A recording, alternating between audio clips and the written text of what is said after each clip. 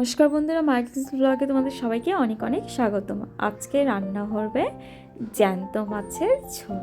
দেখো এখানে নিয়েছে আলু, ফুলকপি, সিম আর কই মাছটাকে কেটে ধুয়ে নিয়েছে। আর এখন এটাকে নুন হলুদ মাখানো হবে। আর এই জ্যান্ত মাছ যদি শীতকালীন সবজি যেমন ফুলকপি, সিম আর ডালের বড়ি দিয়ে যদি রান্না করা হয়, খেতে কিন্তু খুবই ভালো লাগে। তো দেখো বন্ধুরা, আর এইদিকে কিন্তু সবজিগুলোকে একটু সেদ্ধ করে নেবে। আর এখন মাছটাকে নুন হলুদ মাখিয়ে নেবে। দিয়ে দিচ্ছে নুন আর হলুদের গুঁড়ো দিয়ে মেখে রাখতে হবে, যাতে নুনটা ভালোভাবে মাছের ভেতর ঢোকে, তাহলে কিন্তু মাছটা খেতে টেস্ট লাগবে। তার জন্য দেখো নুন হলুদ মাখিয়ে এখন মাছটাকে এক সাইডে রেখে দেবে। আর এদিকে কিন্তু সবজিগুলো প্রায় সেদ্ধ হয়ে এসেছে। এখন সবজিগুলোকে নামিয়ে নেবে। আর না হলে বেশি সেদ্ধ হয়ে গেলে কিন্তু গলে যাবে, একদমই ভালো লাগবে না। দেখো বন্ধুরা, এদিকে কড়াইটা কিন্তু বসিয়ে দিয়েছে। দিয়ে দিবে সর্ষের তেল।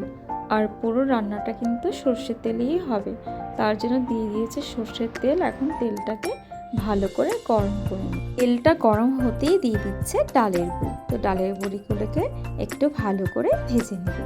দেখো ভাজা হয়ে গিয়েছে, একটা প্লেটে নামিয়ে নিয়েছে। আর এখন মাছগুলোকে ভেজে নেবে।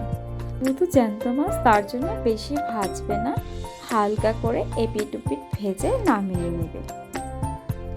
তো বন্ধুরা দেখো মাছগুলো কিন্তু ভাজা হয়ে এসেছে, এখন শুধু নামিয়ে নেবে। আর তোমরা চাইলে এটাকে বেশি ভাজতেও পারো বা এরকম হালকা ভেজেও রান্না করতে পারো। তো বন্ধুরা, মাছ ভাজা একদম কমপ্লিট। তো ওই তেলেই কিন্তু রান্নাটা করবে, তার জন্য সামান্য একটু তেল অ্যাড করে নিচ্ছে। আর ফোড়নে দিয়ে দিচ্ছে গোটা জিরে।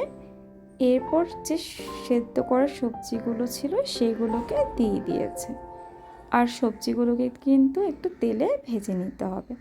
এরপর দিয়ে দিচ্ছে হলুদের গুঁড়ো, লঙ্কা বাটা, আদা বাটা দিয়ে এখন মশলাগুলো কিন্তু এই সবজির সাথে তেলে একটু ভেজে নেবে।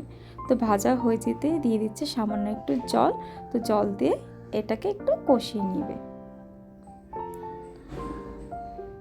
তো বন্ধুরা দেখো দিয়ে দিচ্ছে জিরের গুঁড়ো, ধনের গুঁড়ো। যেহেতু কষানোটা প্রায় হয়ে এসছে, এখন দিয়ে দিচ্ছে ভেজে রাখা বড়ি দিয়ে একটু নেড়ে নিচ্ছে।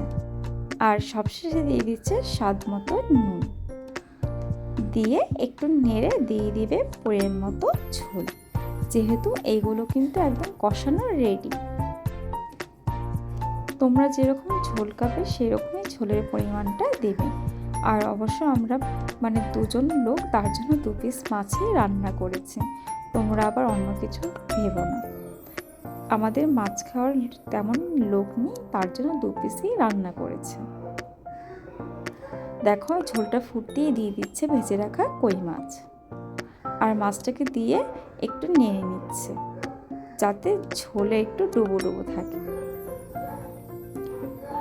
আর এটা কিন্তু রান্না করতে বেশি একটা টাইম লাগে না, যেহেতু সবজিগুলো আগে থেকে একটু ভাপিয়ে নেওয়া হয়। তো বন্ধুরা, কই মাছের ঝোল কিন্তু একদমই রেডি। এখন ধনেপাতা কুচি দিয়ে নামিয়ে নিচ্ছি। তো আজকের রেসিপিটি কেমন লাগলো অবশ্যই কমেন্টে জানিও। যদি ভালো লেগে থাকে এক কমেন্ট শেয়ার করো, সাবস্ক্রাইব করে আমাদের এই ছোট্ট চ্যানেলটির পাশে থেকো। আর তোমরা সবাই ভালো থেকো, সুস্থ থেকো, এভাবেই আমাদেরকে সাপোর্ট করো। নতুন নতুন ভিডিও পেতে আমাদের চ্যানেলটিকে সাবস্ক্রাইব করে রেখো। আর তোমরা চাইলে এই রেসিপিটি বাড়িতে একবার ট্রাই করে দেখতে পারো।